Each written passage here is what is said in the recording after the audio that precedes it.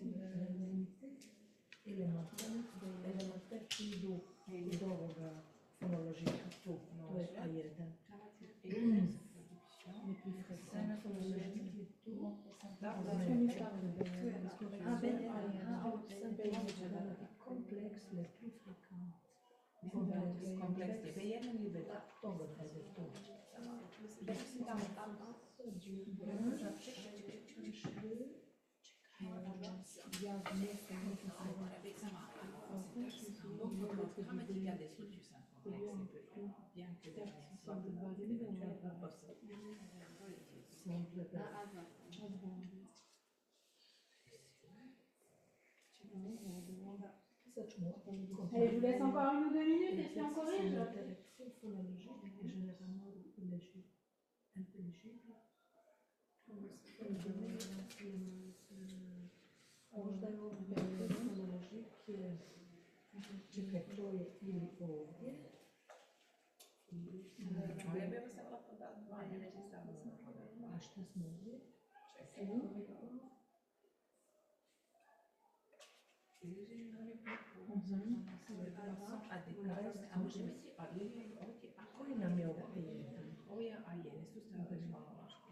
Maîtrise, prononce correctement l'unité du élémentaire. Besoin de faire répéter. Tot je jeden.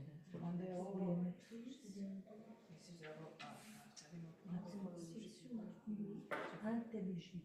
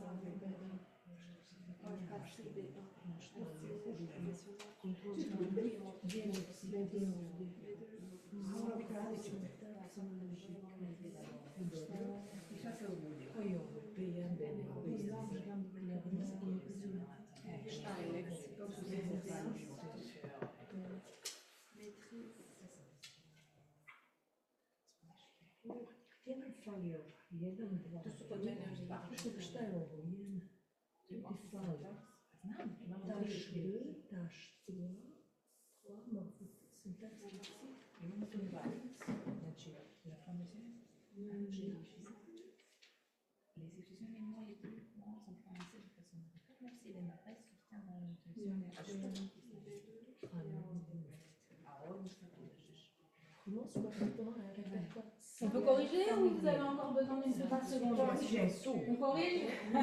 Allez, pareil pour ceux qui sont en ligne, on va corriger. On y va. Alors pour corriger, ce que je vous propose, c'est de suivre ici. Donc ça, c'est l'exercice qu'ont fait les collègues qui se trouvent en ligne.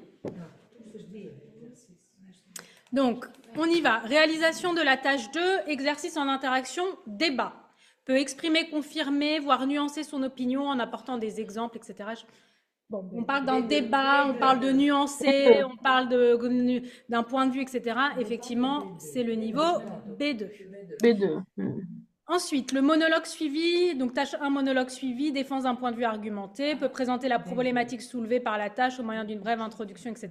Là aussi, on est dans le B2.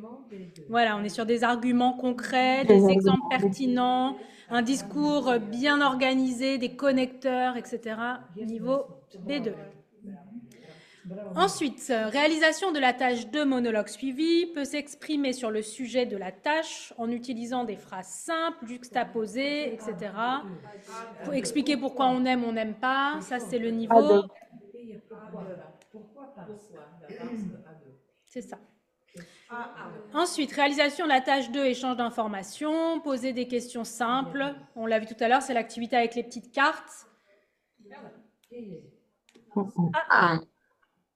Alors, lexique utilise correctement une gamme étendue de vocabulaire courant en rapport avec des sujets familiers et des situations quotidiennes prévisibles. Peut utiliser des périphrases pour exprimer des idées ou des mots plus complexes sur la plupart des sujets relatifs à sa vie quotidienne. Des erreurs de maîtrise et des répétitions se produisent lorsqu'il s'agit d'exprimer une pensée plus complexe. Donc ça, c'est le niveau, A2. c'est le niveau B1. D'accord? Le fait Ok. d'avoir besoin, d'avoir des périphrases quand on n'arrive pas à dire ce qu'on veut dire, etc., c'est plutôt le niveau B1. Et on a quand même une gamme étendue de vocabulaire, mais qui reste limitée donc aux activités quotidiennes, on va dire. Ça, c'est B1.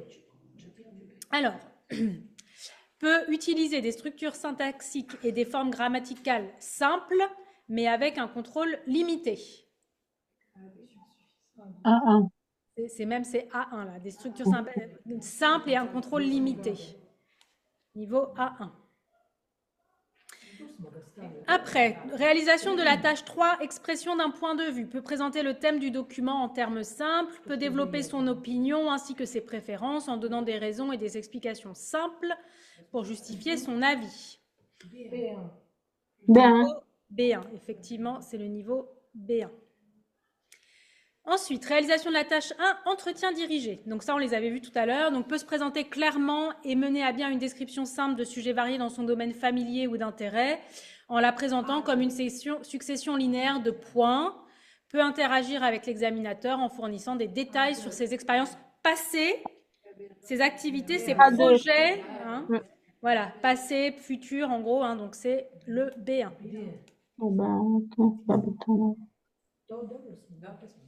Ensuite, maîtrise du système phonologique. Alors, prononce correctement un répertoire d'expressions simples et de mots familiers et se fait comprendre dans la plupart des situations.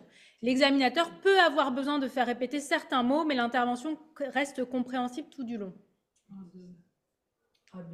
C'est le niveau A2, ça. Ouais.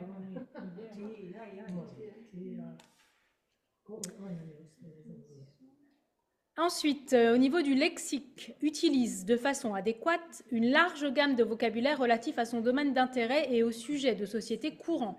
Peut varier sa formulation pour éviter les répétitions, mais quelques erreurs de maîtrise peuvent encore se produire et gêner la compréhension.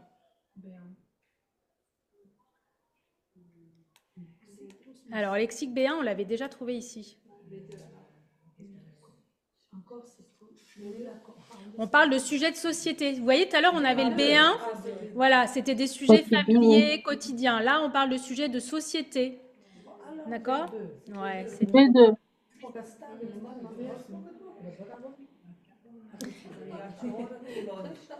Ensuite, réalisation de la tâche 3, dialogue simulé, peut globalement effectuer la tâche, mais a souvent besoin d'être guidé par l'examinateur, peut établir un contact social de base en utilisant quelques formules de politesse élémentaires.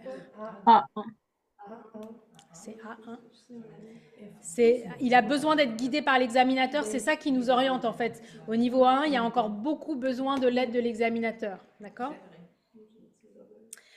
On continue, la maîtrise du système phonologique. Peut en général utiliser la bonne intonation, placer correctement l'accent et articuler clairement les sons. Les éventuelles difficultés de prononciation ne gênent pas le sens général ni la communication avec l'interlocuteur.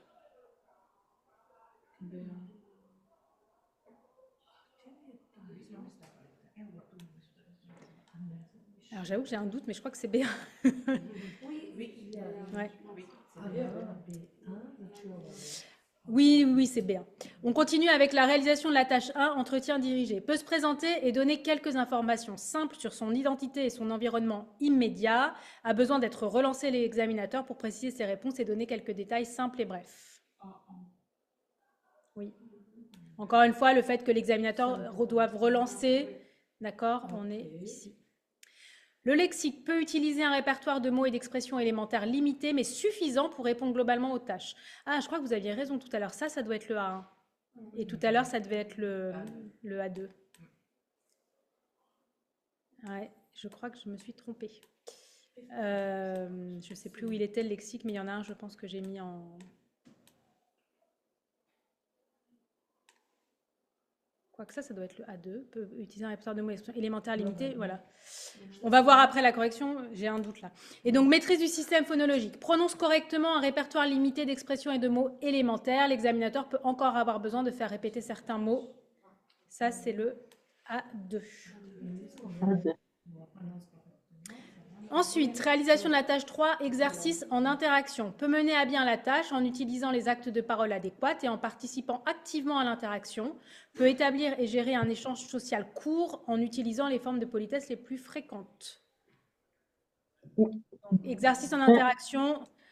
B1. Pardon. En fait, c'est A2. Ouais. Parce qu'on a, si vous voulez, l'équivalent là, réalisation de la tâche 3, ici, c'était le A1, et là, c'est le A2. Le A2, à la différence du A1, on parle de participer activement à l'interaction. Il n'y a pas de tâche 3 en B2. Ah, pardon, vous êtes sur le suivant. Ah, ok.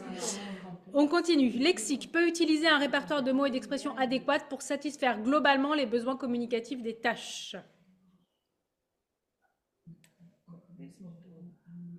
B1.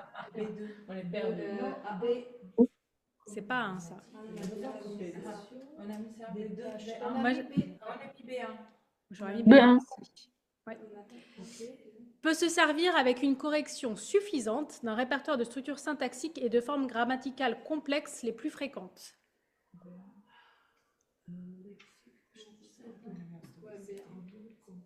B1. Un bon contrôle grammatical des structures syntaxiques complexes les plus fréquentes, bien que ces dernières soient peu variées, d'éventuelles erreurs peuvent se produire dans les structures plus élaborées, mais ne conduisent pas à des malentendus. Ça, c'est le B2. Voilà.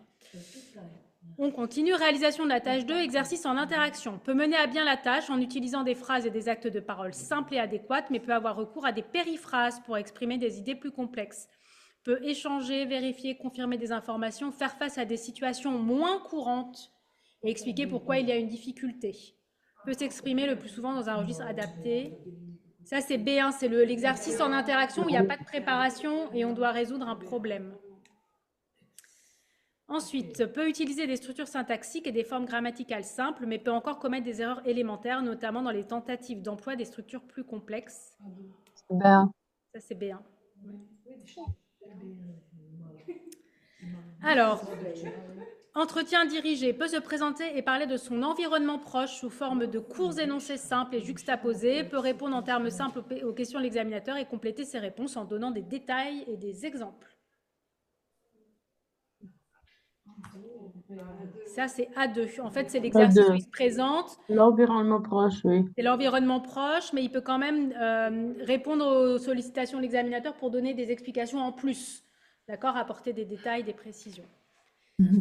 Entretien dirigé peut se présenter et parler de son environnement proche sous forme de courts énoncés simples et juxtaposés. Peut répondre en termes simples aux questions de l'examinateur et compléter... Ah bah c'est celui qu'on vient de dire. Pardon. Voilà, bon, en fait, on a fini. Donc, quand on a fini, on fait ça et on va voir. Il y en a qui sont faux.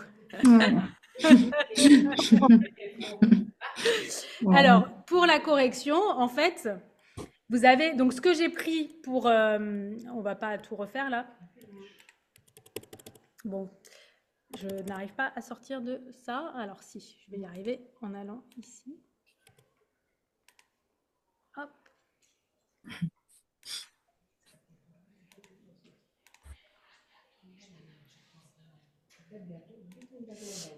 Là, vous voyez mon PowerPoint ou qu'est-ce que vous voyez à l'écran? Maintenant, la présentation. Ouais. Ok.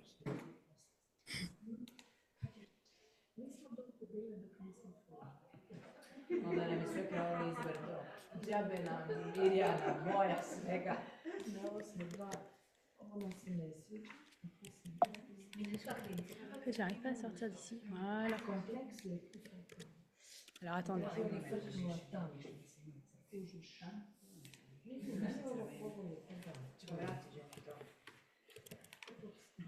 ideš, koji novo gdje besen? Obnov zaver. Na drugu išla 25. Donc, juste pour information, les grilles. Alors, hop, je repartage. Ok. Donc, pour faire cet exercice, les grilles, elles sont, j'ai pris le niveau ici, c'est-à-dire, j'ai pas pris les en dessous du niveau, j'ai pas pris le A1+ ou le A2+ ou le B2+, j'ai pris celui qui se trouve ici. Voilà. Donc, en tout cas, ce qu'il faut retenir si on essaye de faire une petite synthèse. Hop, je reviens sur la présentation. Alors, on en est là. Hop.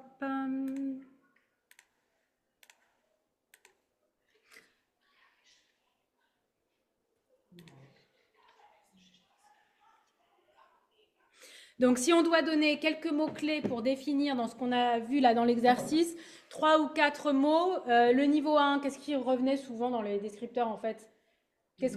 Les mots simples, isolés, familiers, et puis souvent l'aide de l'examinateur.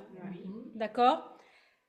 Donc, on est capable de se présenter, d'écrire très simplement l'environnement immédiat, la production est brève, les phrases sont simples, on a besoin de l'examinateur. Et en termes de maîtrise de temps, souvent c'est le présent et parfois un peu le futur proche, mais on n'a pas beaucoup de temps encore à ce niveau-là pour s'exprimer. Pour le niveau A2, si vous me donnez quelques... la vie quotidienne. On élargit un petit peu son environnement quand même par rapport au A1. Peuvent s'exprimer, mais à l'aide de l'examinateur. Alors, à l'aide de l'examinateur, oui, effectivement, mais c'est surtout au A1, on insiste beaucoup dans les descripteurs sur le fait qu'il y ait l'aide de l'examinateur. Là, quand l'examinateur sollicite le candidat au niveau A2, il est capable d'apporter des précisions. Donc, c'est ce qu'on voyait tout à l'heure. Il peut raconter une expérience simple, expliquer brièvement, interagir dans les situations courantes. Son discours est court, mais quand même plus autonome que ce qu'on voyait tout à l'heure au A1, l'enchaînement juxtaposé d'idées. Et en termes de maîtrise des temps, il peut parler au présent, au passé composé, même s'il commet encore des erreurs. Le futur simple pour les verbes courants. D'accord? Oui. Futur proche, ok. Futur simple. J'ai pas mis le futur proche, mais c'est déjà en A1 et donc il l'a aussi en A2. Au niveau B1, qu'est-ce qu'on retient? Exprimer son point de vue. Oui. Passé, présent, futur, vraiment. Oui. Très bien. Ok. Donc, raconter, décrire, justifier une opinion, utiliser des périphrases aussi quand on ne trouve pas le bon mot, on n'a pas le vocabulaire, mais on est capable de le dire autrement avec une périphrase. On peut organiser son discours sur des sujets familiers, d'accord? Il y a une petite organisation, même si ça reste des choses juxtaposées.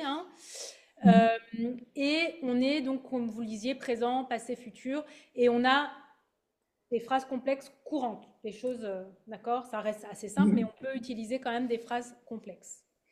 Et pour le B2, argumenter, des phrases complexes. Ok. On peut analyser, on peut argumenter de manière détaillée, débattre, l'expression claire, structurée, on peut défendre son point de vue avec aisance. Il n'y a pas de tension avec l'interlocuteur aussi au niveau B2. Et on est capable de maîtriser tous les temps et les phrases complexes, notamment le subjonctif. D'accord? Oui. Vous ne l'avez pas au niveau B2? Mais moi, je n'enseigne plus dans le niveau de B2, mais la dernière fois, quand j'ai des candidats sur les épreuves individuelles, et B2, c'était pas tellement comme vous avez écrit. C'est normal. Ouais. Je ne peux pas savoir tout. Partout, il y a encore des erreurs. D'ailleurs, dans les descripteurs, on le disait. Oui, parfait. Ces phrases complexes sont vraiment complexes pour eux. Ok. Allez, on va passer maintenant à cette fois vraiment des exercices pour travailler la production orale. En fait, là, on a revu un peu tout ce que vous faites quand vous passez l'habilitation, notamment, de bien travailler sur les niveaux, travailler sur les grilles, travailler sur les exercices. Maintenant, ce que je vais vous proposer dans cette deuxième partie d'atelier, c'est vraiment d'essayer de voir ce qu'on peut mettre en place comme activité pour développer donc la capacité orale des élèves. Donc, on va commencer par voir pour la partie entretien dirigé comment on va pouvoir faire pour enrichir au fur et à mesure cette présentation. D'accord ? Donc là, je vous ai remis, mais c'est vraiment purement, enfin on l'a déjà vu, hein, les 3 descriptifs qu'on a pour cette épreuve d'entretien dirigé. Donc on a vu qu'au niveau 1, on est presque, j'ai envie de dire, dans un ping-pong, c'est-à-dire une question, une réponse, une question, une réponse. Et les phrases sont courtes, d'accord ? On n'attend pas forcément que le candidat donne beaucoup de détails. Au niveau A2, normalement, il est capable de s'exprimer tout seul et seulement ensuite, l'examinateur va poser des questions pour compléter. Et au B1, normalement, il va parler tout seul, le candidat, il va utiliser du passé, il va utiliser du présent, il va utiliser du futur. Ça, c'est évidemment le candidat idéal. D'accord ? Donc, on va commencer.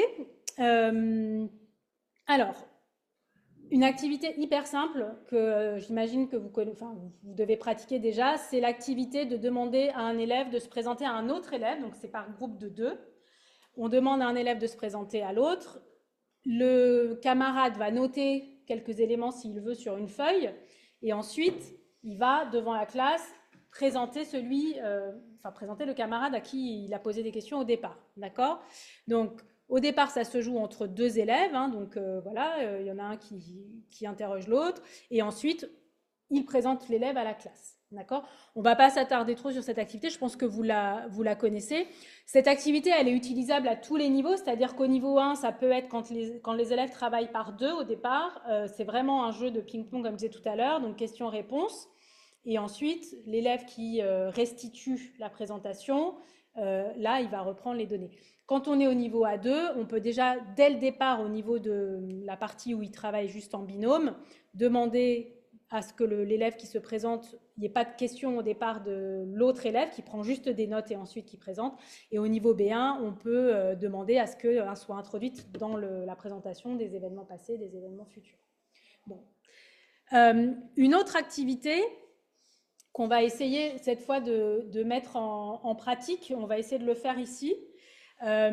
Pour ceux qui sont à distance, voilà, vous allez suivre, hein, je suis désolée, c'est un peu compliqué de vous faire les activités interactives quand vous êtes en ligne, mais c'est l'activité de la chaise qui n'est pas non plus très compliquée, que vous devez connaître.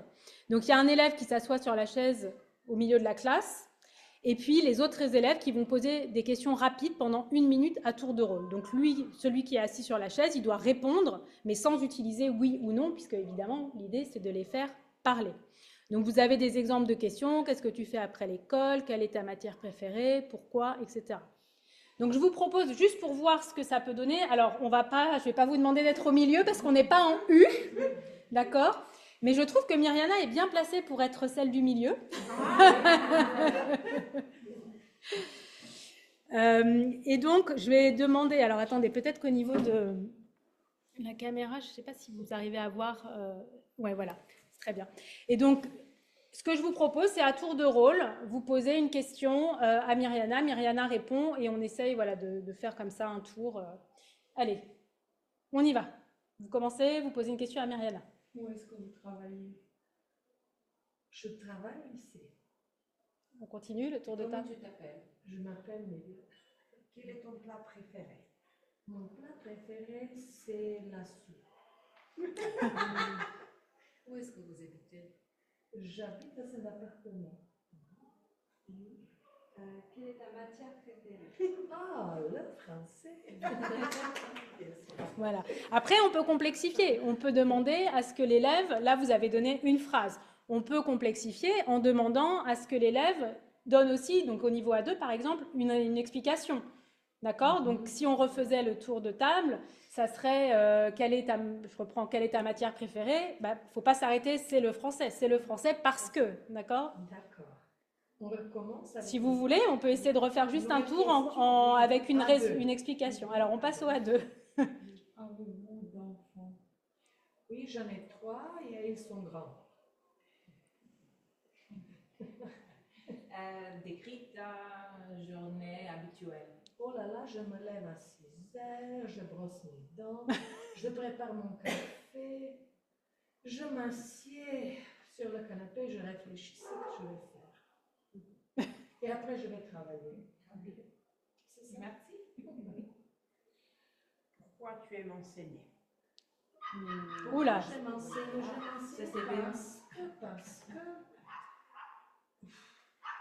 Parce que je dois être inventive pour amuser les élèves. Quel est ton livre préféré et pourquoi? Mon livre préféré, c'est Étranger de Camus, parce que c'est là que j'ai appris le passé composé. Quelle activité tu fais le week-end? Le week-end, je me promène et je fais un peu de danse. Je danse. C'est vrai, hein? Bravo, bravo. Bon, voilà, vous voyez, voilà, c'est rien de compliqué, mais c'est juste qu'on peut, évidemment, après, on inverse les rôles. Hein, celui qui était au milieu revient dans le cercle et on en met un autre au Pour milieu. les élèves, ça Oui. peut être compliqué. Souvent, ils ne savent pas s'ils posent des questions, s'ils vous voient la personne Oui. ou s'ils disent tu. Moi, je préfère qu'ils disent vous parce qu'on est devant un examinateur. Alors, en fait, ce qui est compliqué, c'est que, notamment au niveau A1, quand il doit faire l'exercice avec le premier exercice de question, enfin, en fait, le deuxième exercice dans l'ordre d'apparition, hein, puisqu'il y a d'abord l'entretien dirigé, et ensuite, il y a ce jeu avec les 6 cartes où il doit poser les questions. Là, il s'adresse à l'examinateur. Il est censé vous voyez l'examinateur. En revanche, quand on arrive, enfin, quoi qu'en A1, ouais, en A1, il va vous voyer parce que même dans le jeu de rôle, on est dans une situation où il achète, il est au marché, il vous voit. Mais au niveau A2, quand il arrive au niveau du jeu de rôle, souvent, c'est l'examinateur joue le rôle de l'ami. Et quand on est ami, on se tutoie, on ne va pas vous voyer son ami. Donc là, ça devient, il faut vraiment qu'il tutoie au niveau du jeu de rôle dans le niveau A2. Et même chose pour le niveau B1, dans le jeu de rôle où il va jouer la situation problématique, il va tutoyer. Comme examinatrice, j'ai rencontré les élèves de l'école primaire qui nous tutoient, mais ce n'est pas un problème. Généralement, on n'en tient pas compte au petit niveau, parce que c'est quand même assez compliqué à acquérir. Donc, ouais. Ok, donc là, pour aider les élèves, vous pouvez avoir aussi une série de questions au début que vous mettez au tableau pour les entraîner. C'est-à-dire qu'au départ, comme ici, vous voyez sur l'écran, vous avez des exemples de questions. Mais au fur et à mesure qu'on avance, les questions, elles auront toutes été utilisées. Donc après, c'est aussi à eux d'essayer de réfléchir. Ou vous les effacez au fur et à mesure. Vous les mettez au début, puis après, vous les enlevez. Enfin voilà, il y a plusieurs façons de procéder pour complexifier la chose. Alors ça sert pour l'exercice de présentation, mais ça sert pour travailler l'exercice de poser des questions en A1 pour l'examinateur, puisqu'il doit formuler les questions. Ça sert pour aussi quand on est dans les jeux de rôle et qu'on doit... Enfin voilà, en fait, ça sert à pas mal de choses aussi. Mais là, c'est surtout axé sur la partie se présenter quand on répond à ce genre de questions. Ok. Je continue avec cet exemple-là qui est une façon de se présenter un peu différente qui s'appelle l'objet personnalité. Donc là aussi, on peut le varier de tous les niveaux à A1 à B2. On imagine, vous posez au milieu de la table une série d'objets, d'accord? Donc des objets qui peuvent être en fait représentatifs d'une personnalité. J'ai mis des exemples. Alors si vous ne voulez pas vous encombrer avec des objets, vous mettez des images d'objets. Vous n'êtes pas obligé d'amener les objets. Mais donc voilà, une balle, un casque, des livres, une manette de jeu vidéo, enfin des choses qui peuvent en fait montrer les activités que les enfants aiment bien ou qui peuvent aussi montrer un trait de la personnalité. Et un élève va venir au bureau où sont posés les objets ou les images, en choisir 3 et va expliquer pourquoi il a choisi ces 3 images et en quoi ça le caractérise. D'accord ? Si, voilà, moi j'ai choisi le livre, peut-être parce que justement c'est une activité que j'aime beaucoup lire, ou au contraire, moi je vais plutôt choisir le jeu vidéo, et ça permet de développer en fait l'aisance aussi sur la présentation, et on peut aussi le mettre en place si on veut sous forme de questions, pourquoi tu as choisi cet objet, voilà, d'accord ? Bon, c'est aussi un autre exemple qui peut être intéressant pour déclencher la parole et qu'on peut complexifier, parce qu'évidemment, en fonction des objets que vous mettez, ça peut aussi, si vous mettez, enfin, plutôt sur les images, j'allais dire, parce que les objets, ça reste des choses très concrètes, un casque audio, un livre. Mais on peut imaginer des images de fusées qui partent dans l'espace, vous voyez, de choses qu'on n'a pas forcément avec nous en tant qu'objet, mais qui peuvent faire parler sur des choses un peu plus abstraites. Voilà. je continue sur quelque chose que là, on va essayer de mettre en place, parce que je trouve ça assez rigolo. Là, on peut essayer de le tester. Pareil pour les personnes qui nous suivent en ligne, ça, on peut essayer de le faire. Donc, l'idée, c'est de se présenter en donnant 3 informations vraies et une fausse, d'accord, qui nous correspondent. Donc, on peut donner son nom, j'en sais rien pour un élève, hein, son nom, son âge, ce qu'il aime faire, et puis une information qui est fausse. Ça peut être d'ailleurs sur l'âge, hein, il peut mentir sur son âge, il peut mentir. Et les autres élèves doivent essayer de deviner quelle information est fausse. D'accord ? Est-ce que quelqu'un veut essayer de faire ça? D'essayer de dire 4 phrases, du coup, pour se présenter, 3 phrases qui sont vraies et une phrase qui est fausse.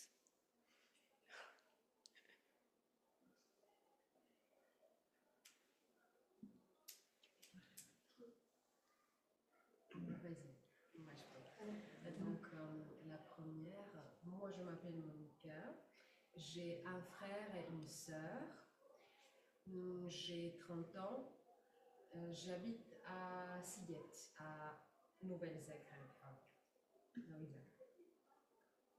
Ça, ce sont 4 phrases, et une d'elles est complètement fausse. Et peut-être que toi tu le sais parce que tu me connais mieux que les autres. Je pense que tu n'as pas de frère ni de sœur. Non, ouais, j'ai un frère, mais pas de sœur. Ah oui, j'allais dire. Ouais. Super. Ok. Est-ce que quelqu'un d'autre veut essayer? En ligne aussi, hein, si ça vous... Je ne sais pas si vous entendez quand ça se passe dans la salle. On n'a plus personne, on les a tous perdus. Oui, on entend, mais pas trop bien. Quand c'est au fond de la salle, ok. Ça va. Est-ce que quelqu'un d'autre veut essayer? Non? J'ai 3 prénoms. Je suis née en France. J'ai un frère et une sœur. Et j'habite à Mariagojca.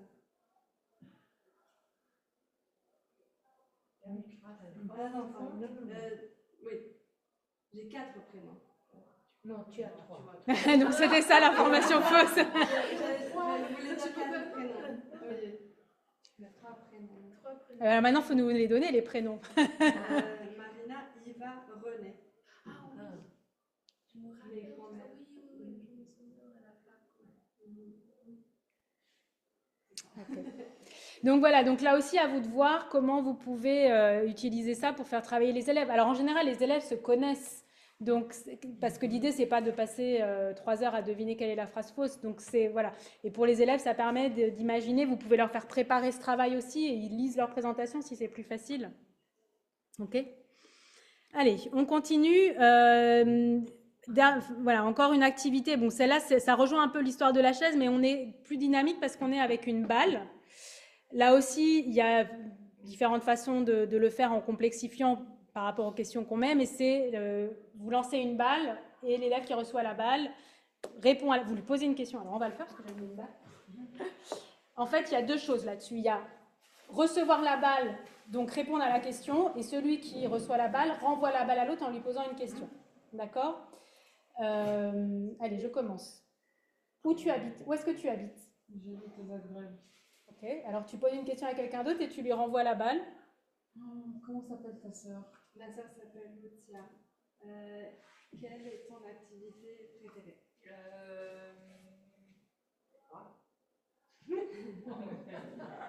Mon activité préférée, c'est faire du sport.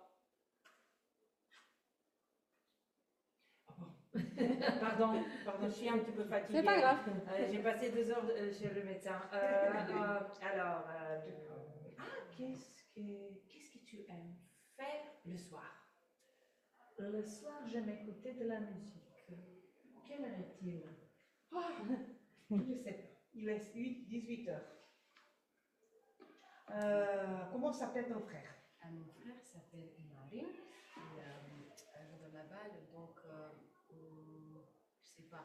Quel est ton plat préféré? Oui, c'est Mon qui la plat soupe. préféré, c'est mlinci et purica. Ah, génial. Vous avez goûté? Non. Tu vas souvent au cinéma? Pas souvent. Ok. Pas souvent. Tu veux me poser une question? Non. Non, c'est bon. Ok, merci. Bon, voilà, là aussi, en fait, enfin, je veux dire, tout ça, c'est pas des choses nouvelles. Je pense que vous connaissez tout ça. La seule chose, c'est que ça permet d'automatiser. C'est-à-dire que plus on le fait régulièrement, vous voyez là, les questions, évidemment, pour vous, il n'y a pas de souci, vous savez les poser. Quand c'est difficile pour les élèves, ça les entraîne aussi donc à poser des questions à l'examinateur. Et donc, ça permet de créer des automatismes après avec ce genre de choses, parce que c'est une activité où il faut aller vite. Donc, il faut que la question sorte vite parce qu'on ne va pas garder la balle pendant 3 minutes ou 4 minutes. Il faut essayer de la lancer très rapidement. Donc, ça permet de travailler les automatismes.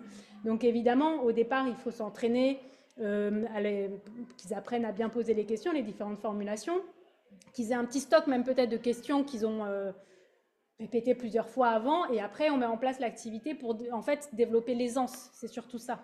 On accepte ici les questions faites avec l'intonation, n'est-ce pas?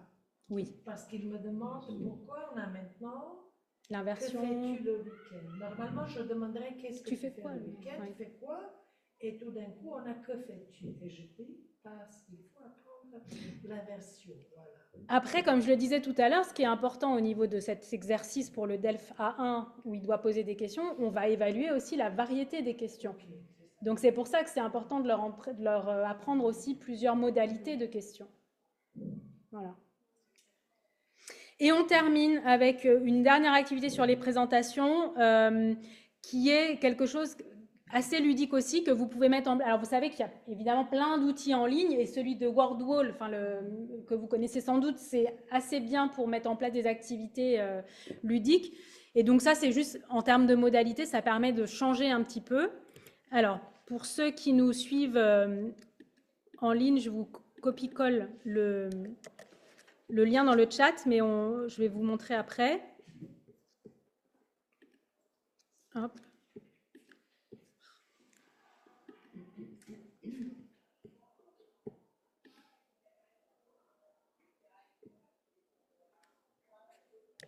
Voilà. Hop.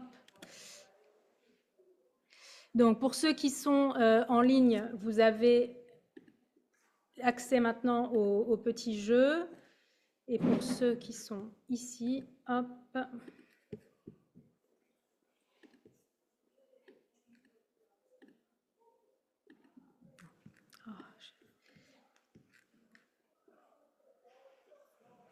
C'est vraiment, je suis désolée, hein, mais passer de...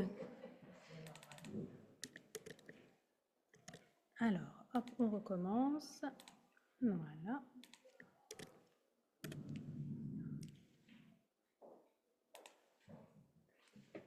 Ok.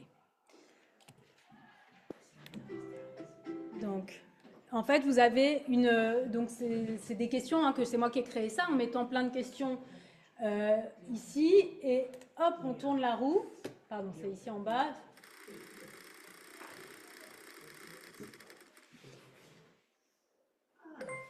Comment s'appelle ton meilleur ami? Présente-le. En fait, là, finalement, cette question, ça se rapprocherait presque du monologue suivi au niveau A2, où il doit présenter son ami. On peut mettre ce qu'on veut comme question, d'accord? Il y a des questions, oui, là, c'est vrai sur le niveau A2. Comment s'appelle ton meilleur ami? Tu préfères la mer ou la montagne? Explique. Vous pouvez mettre aussi des questions très simples.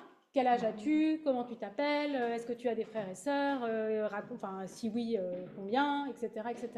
C'est juste, encore une fois, ça permet de varier la modalité, d'accord? Et de permettre une approche un petit peu plus ludique pour travailler ces exercices avec toujours l'idée de déclencher la parole, d'accord? Si je recommence...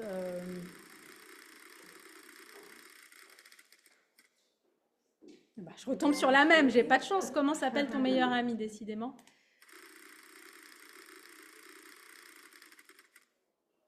Voilà. Qu'est-ce que tu vas faire pendant les prochaines vacances? Et là aussi, vous voyez, on peut complexifier avec des questions qui seraient plus du type B1, parce que finalement, sur parler de projets, ou qu'est-ce que j'avais mis des projets comme qu'est-ce que tu aimerais faire plus tard, ou des choses comme ça, ou quels sont tes projets pour l'année prochaine. Enfin voilà, ça permet de complexifier. Donc ça, c'est vraiment très facile. Vous avez votre liste de questions, vous la rentrez dans WordWall et vous demandez à ce qu'il mette sous forme de roue. Et puis hop, ça vous permet de travailler avec vos élèves. Chacun vient au tableau, clique, ça, il tombe sur une question, il a 30 secondes pour s'exprimer. Évidemment, les sujets avant, vous pouvez les avoir préparés, d'accord? Ça peut faire partie des séquences précédentes, hein, sur quelques questions vous préparez avant avec eux en classe, et le jour J, ils arrivent, ils tombent sur une question et ils doivent pouvoir s'exprimer pendant 10 secondes, 15 secondes, 20 secondes, c'est à vous de décider. Et ça permet de travailler ça. Ok, alors, je n'arrive pas à sortir. Ouais. Voilà, hop.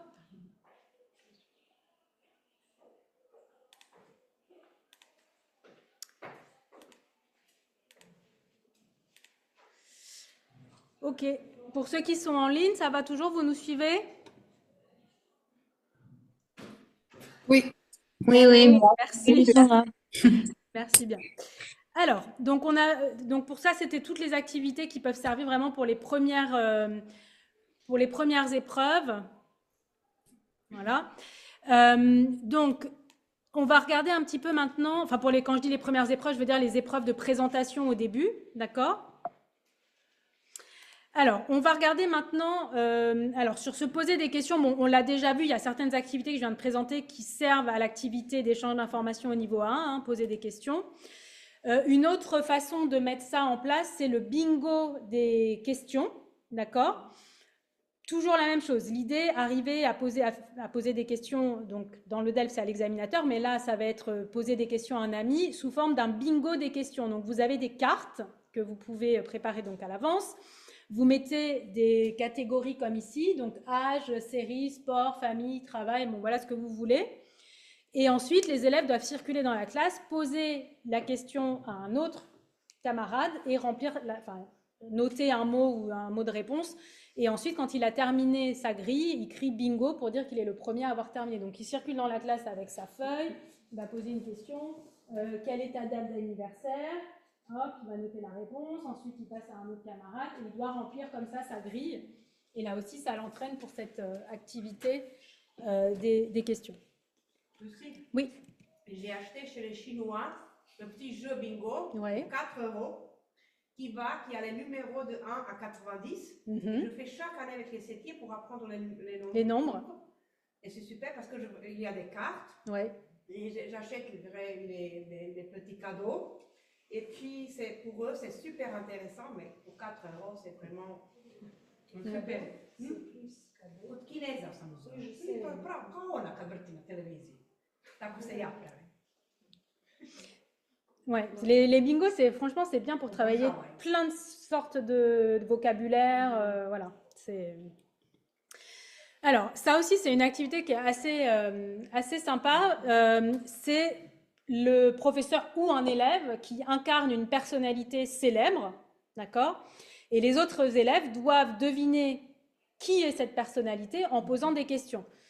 Et donc, j'ai mis des exemples un peu au hasard. Et vous pouvez avoir, comme dans l'épreuve du DELF, des cartes avec écrits comme ça des mots qui vont servir à poser les questions. Alors, j'avais préparé juste pour qu'on voit ce que ça peut donner. Voilà, je vais te donner ici une personnalité. Hop. Donc, les autres ne savent pas ce que c'est, tu es la seule à savoir. D'accord? Et vous allez lui poser des questions. On imagine que ça, ce sont vos cartes mots, donc homme, femme, etc. Donc, Marina, je te laisse lui poser une question et ainsi de suite. Vous posez une question pour essayer de deviner qui elle est. Est-ce que tu es une femme? Non. Tu es vivante ou morte? Ah, tu es vivant ou mort? Je suis vivant. Tu es vivant. Tu réponds avec oui ou non? Juste comme ça. Là c'est pour s'entraîner à poser les questions surtout. Vous voyez, c'est l'activité. Donc, ce qui est important, pour l'élève, c'est poser les questions, arriver à poser les questions. Donc, si elle répond par oui ou non, c'est pas très grave. Là. D'accord, tu viens de France? Oui. Est-ce que tu fais du sport? Enfin, est-ce que tu es un footballeur? Non. Mais vous pouvez poser des questions ouvertes. Hein. Vous pouvez poser quel est ton métier ou quel âge as-tu? Environ. À peu près. Environ 50 ans. 50 ans? Tu es le président de la France? Oui. Voglio franco scrivere a me. Ouais, donc qui est-elle? C'était très rapide. Voilà, l'objectif, c'est vraiment là pour l'élève, c'est apprendre à poser, enfin c'est pour l'entraîner à poser des questions. D'accord? Là, c'est vraiment ça l'objectif. Et elle répond aux questions ouvertes aussi. Oui, parce que, encore une fois, je sais que si on était vraiment dans un vrai jeu de devinettes, normalement, les questions sont des questions où on répond par oui ou non. La finalité ici, comme je le dis, c'est d'entraîner les élèves à poser les questions. Donc, c'est pas grave s'ils trouvent très rapidement la personnalité. Votre objectif derrière, c'est de leur faire poser des questions. Et pour faire comme dans le DELF, vous pouvez donc leur mettre devant eux des petites cartes mots. Il y en a un, il a la carte femme-homme, il y en a un, il a la carte vivant-mort, il y en a un, il a la carte âge. Et comme ça, quel âge as-tu? Est-ce que tu es vivant? Bon, même si au DELF, il n'y aurait jamais la question est-ce que tu es vivant? Mais ça, c'est pour le jeu. Quelle est ta profession? Quel est ton métier? Ou quel est ton talent? Voilà, d'accord? Donc, c'est vraiment la finalité, c'est entraîner les élèves à poser des questions. D'accord? Allez, on en fait un deuxième.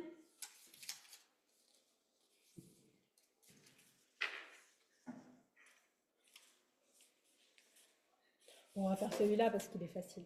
Avec qui n'a pas beaucoup parlé là? Merci. Allez.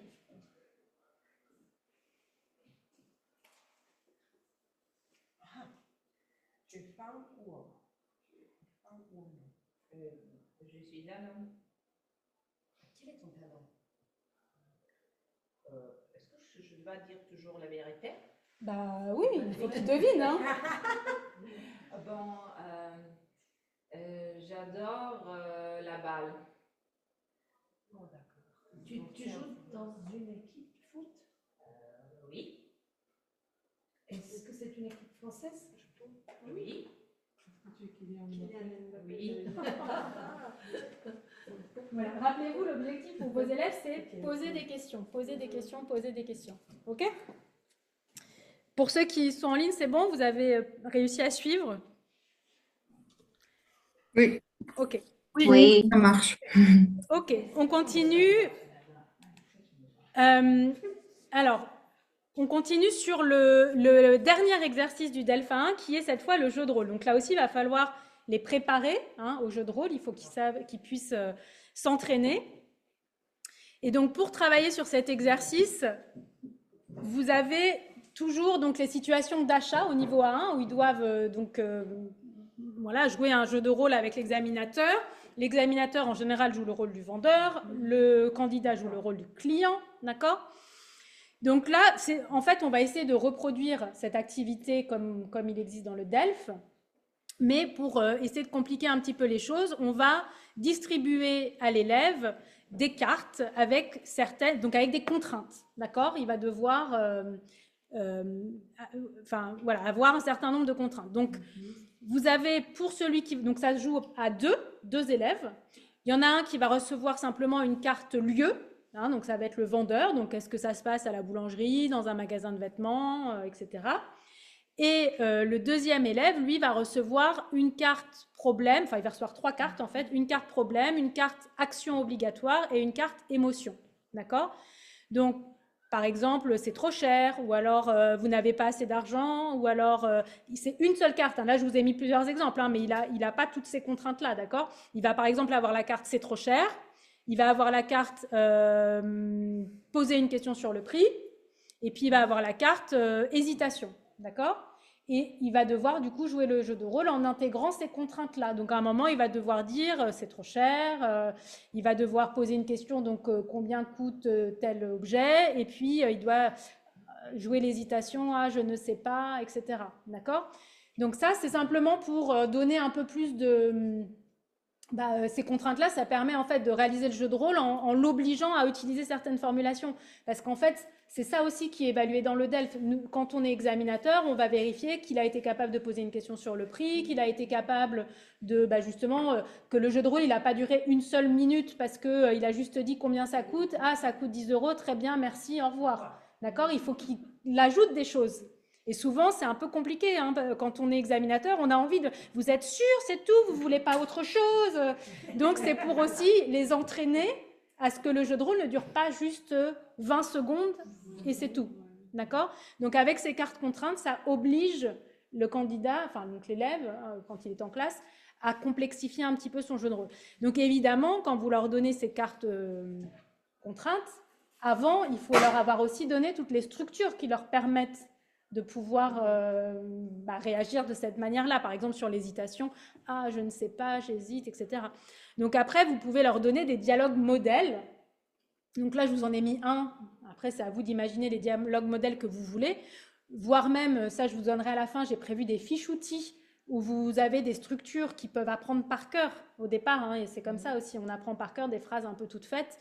Et ça permet vraiment de les aider au moment du jeu de rôle, d'accord? Donc là, voilà, c'est un jeu de rôle un peu standard. Je peux vous aider. Donc ça, c'est le vendeur qui va dire ça. Oui, s'il vous plaît, je voudrais telle chose, s'il vous plaît. Oui, je voudrais aussi. Merci. Combien ça coûte? C'est un peu cher. Est-ce que vous avez moins cher? Vous voyez, vous leur donnez des schémas narratifs déjà un peu écrits. Et après, vous leur donnez les cartes contraintes dans un deuxième temps, mais il faut qu'ils se soient entraînés avant. Voilà, c'est juste une façon de les obliger à parler plus longtemps. Ça vous paraît difficile à mettre en place? Non, c'est super. C'est une bonne idée. Alors, ça, c'est un premier exemple. Un deuxième exemple, c'est ce que j'ai appelé le marché tournant. Donc là, vous imaginez dans votre classe, vous avez 3 stands. Donc avec, j'ai mis boulangerie, marché, café, vous faites ce que vous voulez, hein, vous inventez les stands que vous voulez. Donc du coup, 3 élèves qui vont être les vendeurs dans ces stands, et puis les autres qui vont venir comme un speed dating, d'accord? Ils vont se déplacer d'un stand à l'autre, et ils ont une petite fiche client où vous leur avez mis ce qu'ils doivent acheter. Donc à la fin, ils doivent avoir acheté, je ne sais pas, un croissant, 1 kilo de pommes, et puis au café, ils ont bu justement un café, d'accord? Et donc ils vont devoir remplir leur fiche. Et vous leur donnez des consignes, d'accord? Tu as 30 secondes à chaque stand pour dire bonjour, demander un produit, demander le prix, payer et dire au revoir. Ok? Donc là aussi, on est toujours pareil, hein, c'est la même chose, c'est juste une modalité un peu différente. Vous les obligez à passer d'un stand à l'autre, et comme ils ont des objectifs à atteindre, hein, puisqu'ils aient dit bonjour, demander le produit, demander le prix, payer, dire au revoir, et qu'ils vont faire ça 3 fois, ça crée des automatismes et ça les oblige à faire des dialogues un petit peu plus longs à la fin. D'accord? Voilà. Donc, on est toujours dans la même chose, mais c'est une modalité un petit peu différente. Enfin, ouais. Rotation, j'ai mis toutes les 2 minutes, mais en fait, c'est toutes les 30 secondes, hein, puisqu'ils ont 30 secondes par stand. Voilà. Et après, vous inversez, ceux qui étaient vendeurs deviennent clients. Ça permet en tout cas de les faire un petit peu bouger aussi dans la classe. Ok. Est-ce que ça va pour... Donc là, en fait, je vous ai donné quelques activités pour le niveau 1. Comme je vous ai dit, je vous donnerai aussi après, je les ai préparées, et pour ceux qui sont en ligne, je vous enverrai le PDF. Je vous ai préparé aussi des fiches outils avec vraiment des structures que vous pouvez même distribuer à vos élèves comme ça, pour avoir vraiment des structures à apprendre pour le DEF. Ok, ça va? On continue? Alors, on passe maintenant au niveau A2. Donc, pour le niveau A2, donc, tout ce qui est présentation, on a déjà vu. Donc, on passe maintenant à ce deuxième exercice dans l'épreuve orale du A2, qui est le monologue. Le monologue suivi, où l'élève va devoir se présenter tout seul. Enfin, se présenter tout seul. C'est pas se présenter d'ailleurs, c'est il tire au sort un sujet qui est par exemple de parler de, je sais pas, les films qu'il aime, ou de sa matière préférée à l'école, ou de son meilleur ami, etc. Et ensuite, l'examinateur lui pose des questions complémentaires. Et souvent, c'est vrai que les élèves, ils ont un petit peu du mal à arriver à parler pendant le temps pendant les 30 secondes où ils doivent parler tout seuls. Alors, là, vu qu'on est surtout sur une contrainte de durée, puisque souvent, ils n'arrivent pas à parler longtemps, on a une activité assez simple. Ils ont des cartes mots avec une thématique, hein, comme dans le DEL, donc le sport, la musique, la famille, l'école, ce que vous voulez, hein. Et ils sont obligés alors j'ai mis 3 phrases, mais c'est même plus que 3 phrases, vous pouvez leur imposer un temps, ils doivent tirer au sort, vous pouvez leur laisser évidemment un temps de préparation, et ensuite ils ont un temps que vous chronométrez où ils doivent dire un nombre de phrases sur cette thématique, d'accord? Voilà, les obliger vraiment à à creuser un petit peu le sujet et pas juste j'aime tel sport et voilà, j'aime le football et je fais du football le jeudi soir. Non. Pourquoi j'aime le football? Est-ce que j'en fais depuis longtemps? Avec qui? Etc. Donc là aussi, des fiches pour les guider au départ sur le nombre d'informations et enfin, des questions même que vous pouvez préparer en amont sur ce qu'ils doivent indiquer. Depuis combien de temps? Avec qui? Pourquoi? Voilà. D'accord? Est-ce qu'ils pourraient recommander, enfin, si on est sur le thème du sport, eh ben, est-ce qu'ils recommandent à quelqu'un de faire ce sport, etc. Essayez d'élargir un petit peu. Une autre façon de faire ce jeu aussi, c'est juste une façon de le présenter un peu différente, c'est d'avoir un dé et 6 catégories écrites au tableau, et donc chaque catégorie correspond à une face du dé. Donc je lance le dé, je tombe sur le numéro 1, je vais devoir parler de ma famille, donc j'ai 30 secondes, 20 ou 30 secondes pour parler de la famille, et je peux m'aider de ce que j'ai appelé le plan magique affiché au tableau, je vais vous montrer après. Ah non, d'ailleurs, je crois que je l'ai pas mis là. Le plan magique, c'est ce que je vous disais tout à l'heure, c'est avoir des questions de donc depuis combien de temps. Alors sur la famille, ça marche moins bien, hein, mais avec qui, pourquoi. Donc oui, il y avait le depuis combien de temps. Il y avait est-ce que vous pouvez, donc je disais tout à l'heure recommandations, mais est-ce que vous pouvez donner des conseils? Donc vous préparez comme ça quelques petites questions pour guider l'expression orale et il doit parler du thème. Vous pouvez varier en disant il y a 2 lancers et donc parler de 2 thèmes pour que ça puisse s'entremêler si vous voulez qu'il parle encore plus longtemps. Voilà, c'est juste une façon un peu différente de le présenter, mais on est toujours sur le monologue comme dans le DELF. Ok, est-ce que ça va pour ça? Et puis, dernière petite chose pour les obliger à donner des justifications. C'est un petit peu tout à l'heure aussi quand vous aviez commencé avec les questions, la chaise, le jeu de la chaise, où vous aviez donné juste une phrase et je vous disais non, il faut apporter en plus une justification. Là, c'est ce qui s'appelle la météo du jour ou la météo des émotions. C'est demander à chaque élève, on fait un petit tour de table et de dire aujourd'hui je me sens parce que, et à chaque fois on complexifie en demandant d'ajouter une justification supplémentaire. Là aussi, ça permet de développer l'explication, la justification. Donc, voilà, aujourd'hui, comment vous vous sentez? Je me sens un peu fatiguée parce que je me sens aussi un peu malade. Parce que... Pourquoi? Samedi soir, je suis sortie avec mon ami qui était un peu malade et donc je pense que... Voilà. Bon, bah voilà, c'est exactement ça. Vous voyez, à partir du moment où vous les obligez, enfin, si on fait ça avec je dois justifier pourquoi, donc aujourd'hui, je me sens fatiguée ou je me sens malade. Aujourd'hui, je me sens heureuse parce que, je sais pas, j'ai eu une bonne note à l'école ou parce que j'ai rencontré un ami dans la rue, je l'avais pas vu depuis longtemps et voilà, je suis heureuse. Et ça les oblige à justifier, et c'est ce qu'on leur demandera aussi dans l'épreuve du monologue, de pouvoir justifier pourquoi ils font quelque chose. Ok.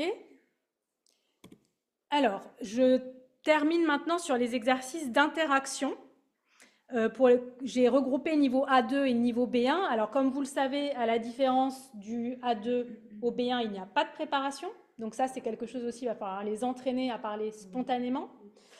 Et on est sur une situation, on l'a vu tout à l'heure, qui est problématique au niveau B1. D'accord? Au niveau B1, c'est résoudre un problème. Au niveau A2, c'est plutôt se mettre d'accord. Hein? Donc, on va regarder là aussi le type d'activité qu'on peut mettre en place.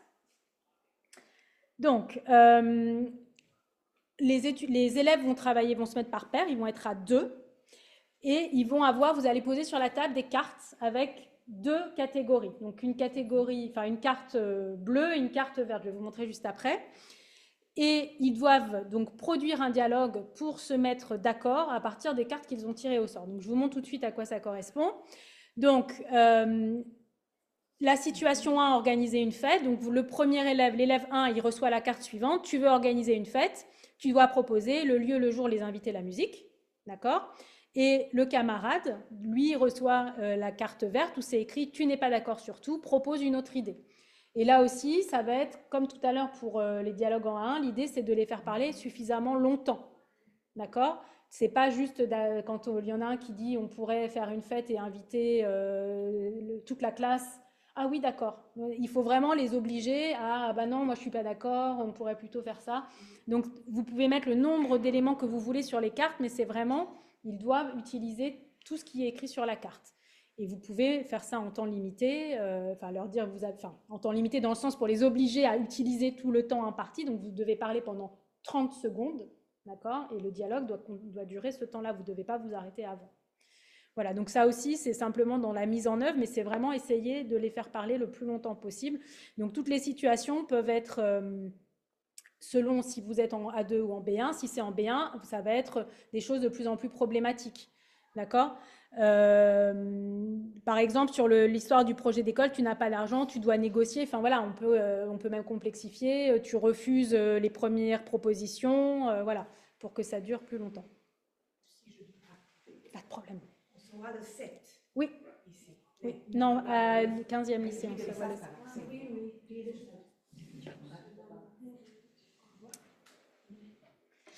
Ok.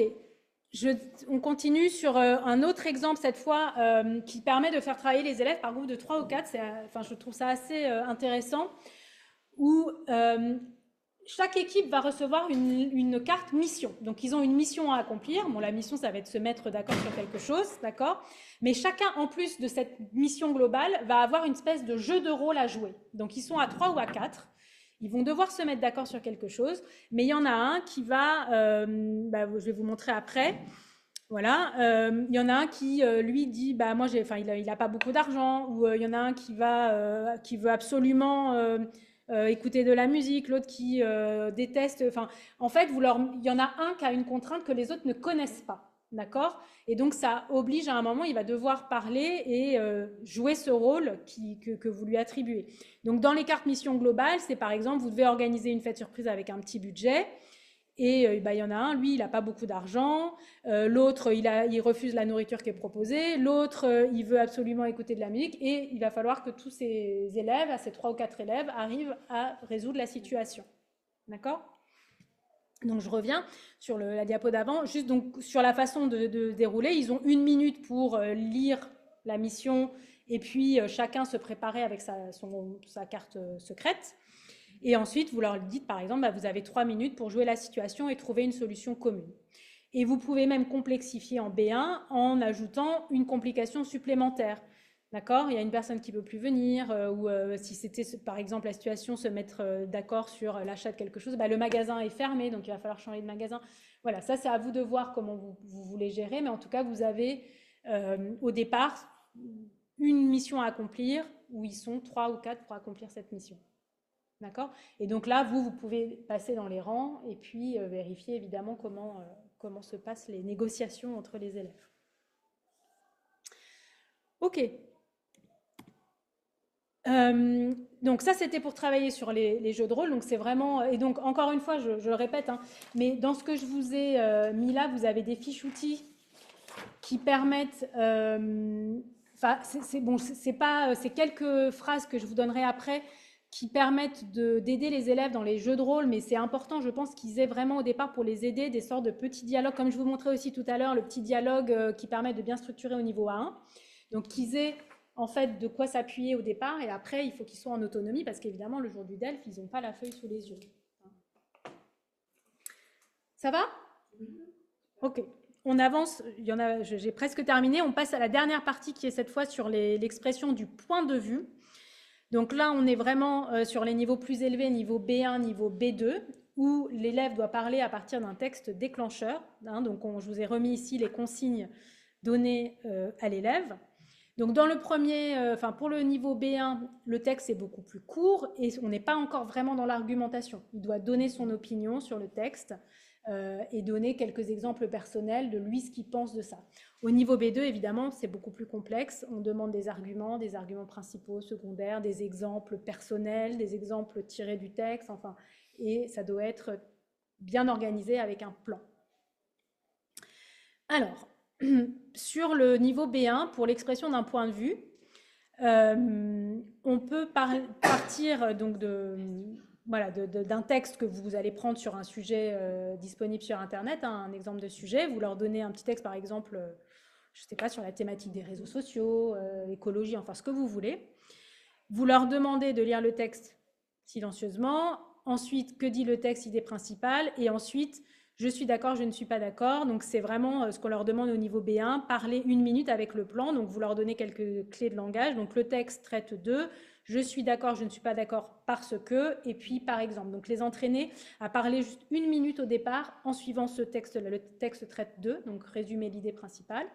Je suis d'accord avec ce texte parce que, ou je ne suis pas d'accord parce que, et je donne un exemple. Enfin, je dis 1 minute, mais c'est même pas forcément 1 minute. Au départ, on commence comme ça. C'est vraiment, hop, les 3 points.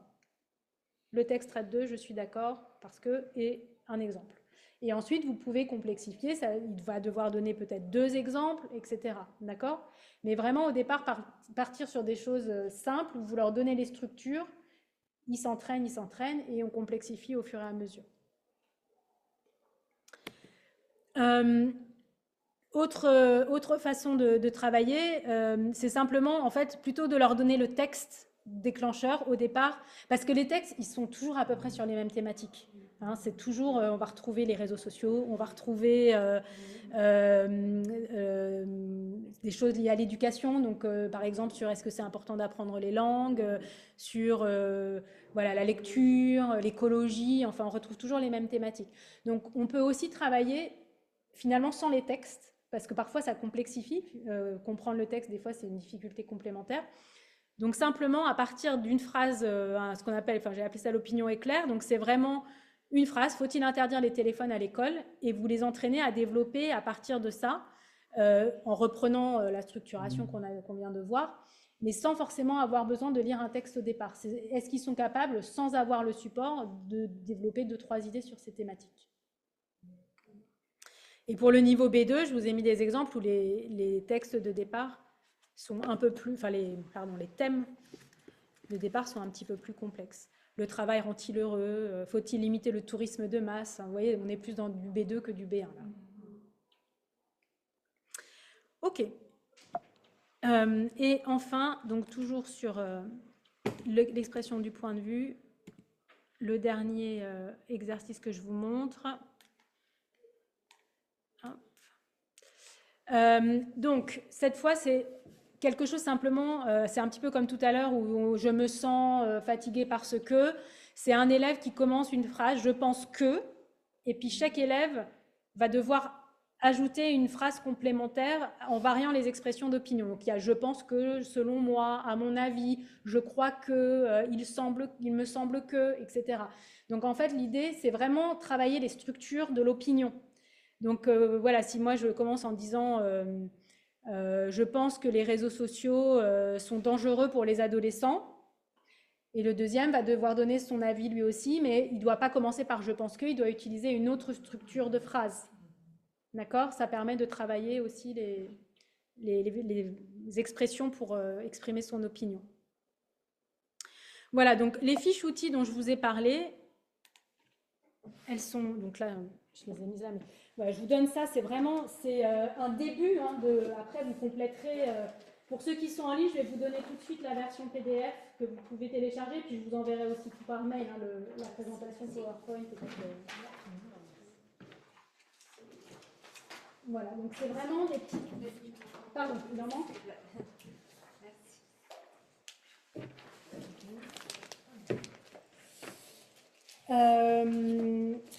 Et je vous avais, donc pour le DELF B2, alors je vous ai préparé des fiches méthodologiques sur l'argumentation avec vraiment ce qu'on attend. Alors je sais que ça vous concerne moins, c'est pour ça que je m'étends beaucoup moins dans la partie présentation, mais je vous donne plutôt des documents.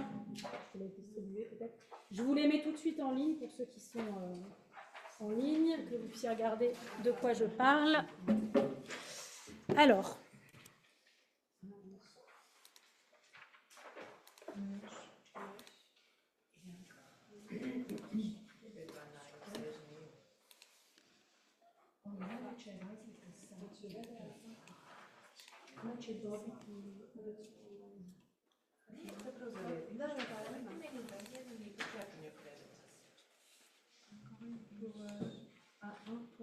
main.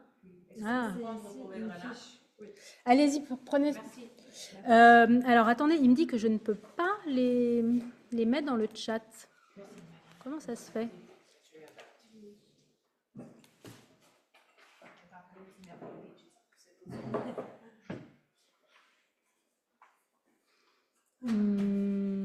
Attendez, je vais voir si je peux capture d'écran, fichier. Ah, voilà.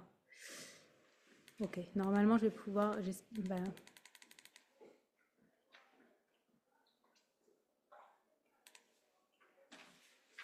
bizarre.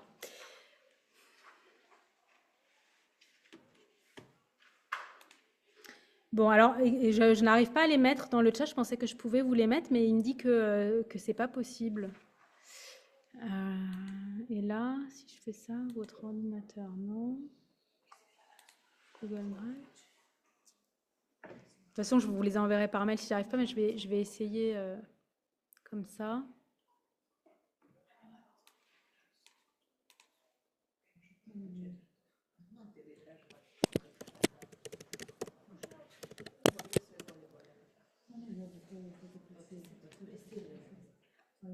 Non, bah écoutez, j'arrive pas.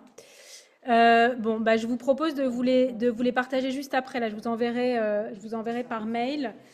Donc en fait, les fiches outils, juste pour vous signaler de quoi il s'agit, il y a une première fiche outils qui reprend pour chacune des activités du DELF une petite série d'expressions pour le niveau A1, pour le niveau A2, pour le niveau B1 enfin pour le niveau B1. Je me suis arrêtée là.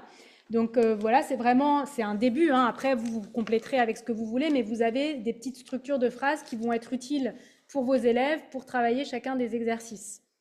Ensuite, je vous ai mis 2 fiches méthodologiques pour le B2, donc une qui explique vraiment ce qu'on attend de l'élève au niveau de l'exercice où il doit défendre son point de vue, donc comment il doit faire pour présenter le texte, formuler une problématique, élaborer son plan, et puis travailler le vocabulaire lié à l'opinion, comment on fait pour donner son opinion, pour nuancer. Hein. En fait, ce que je vais faire, c'est que je vais vous les montrer à l'écran, ça sera peut-être mieux. Voilà. Je vais envoyer tout par mail à tout le monde. Ouais. Non, c'est pas ça. Pardon. Voilà.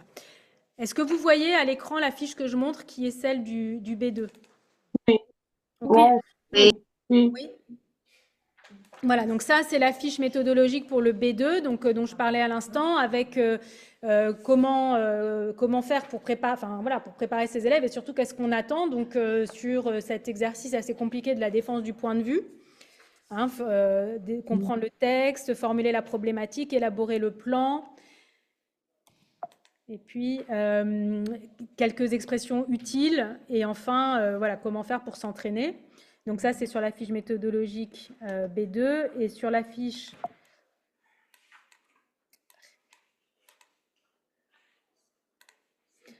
je vous ai mis une fiche outil spécifique sur le B2 aussi pour argumenter. Donc, hop. Voilà, pour que vous voyez à l'écran donc cette fiche qui est vraiment sur des expressions d'opinion qui peuvent servir aussi en partie pour le B1. Vous pouvez vous en servir pour le B1. Et enfin, la dernière fiche, c'est la fiche outil donc pour les niveaux A1, A2 et B1. Voilà, donc c'est ce dont je parlais tout à l'heure. Pour chacun des niveaux, vous avez des expressions qui permettent à l'élève, des choses qu'il peut apprendre par cœur et qui va lui permettre donc de pouvoir faire les exercices qui sont demandés dans les épreuves de DELF. Voilà. Alors, la dernière chose que je vous montre, et après je vous libère, je sais qu'il est tard, c'est simplement une cytographie qui va aussi, qui est vraiment une mine d'informations. C'est le site de France Éducation Internationale, on en a parlé tout à l'heure, sur lequel vous avez les exemples de sujets, mais vous avez aussi une bibliographie, c'est le deuxième lien qui est là, que je vous conseille d'aller regarder, parce que cette bibliographie, ça vous donne plein de ressources pour préparer aussi vos élèves au DELF, et pas que des livres, vous avez aussi des sites internet, donc des ressources gratuites. Vous avez le site Hachette Fleu, qui est hyper bien fait. Donc, pour ceux qui ne le connaissent pas, je vous conseille d'aller regarder. Vous avez des vidéos, vous avez des exemples de production orale, des épreuves blanches. Il est vraiment très, très bien fait. Et vous avez, alors ça, je ne sais pas si vous connaissez, l'inventaire, ça aussi, c'est pas mal. Je vous ai mis une copie d'écran de ce qu'on trouve à la fin. Donc, c'est l'inventaire linguistique des contenus clés des niveaux du cadre. Et en fait, tout à l'heure, on parlait de vocabulaire, de choses comme ça. Vous avez, pour chacun des niveaux, ce qu'on est censé attendre d'un candidat pour le niveau A1, pour le niveau B2, enfin A2, etc., jusqu'au même C2. Et vous, ça vous permet aussi, du coup, de pouvoir préparer, par exemple, des fiches vocabulaire vous voyez, on vous donne ce qu'on attend au niveau 1, alors les activités quotidiennes, les loisirs, les sports, les moyens de transport. Voilà, ça vous permet, en fait, d'avoir les thématiques bien en tête et vous pouvez préparer des fiches vocabulaire pour vos élèves. Voilà, donc je vous conseille d'aller télécharger, c'est gratuit, hein, c'est le dernier lien là, qui est sur mon PowerPoint, Equals, ça a été publié donc, par Equals et vous le trouvez donc sur leur site. Et il n'y a pas que ça dans ce document. En fait, c'est un document qui vous propose de travailler en classe des séquences pédagogiques autour du cadre européen, de comment on peut mettre en place les activités en classe autour du cadre européen. Donc ça, c'est la finalité de et vous avez en annexe ce que je vous ai montré tout à l'heure sur la diapo, là, c'est-à-dire cette annexe avec toutes les notions, la grammaire, le vocabulaire, etc. par niveau. Voilà, est-ce que vous avez des questions? Est-ce que ça a répondu à peu près à vos attentes? Est-ce que...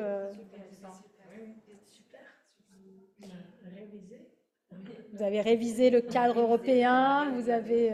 voilà.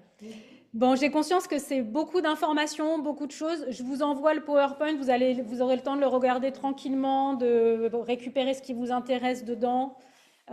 Et puis après, évidemment, d'adapter à votre contexte. J'apprécie, c'est de rencontrer mes collègues. Ça, c'est bien aussi. On ne se voit pas souvent, mais ouais.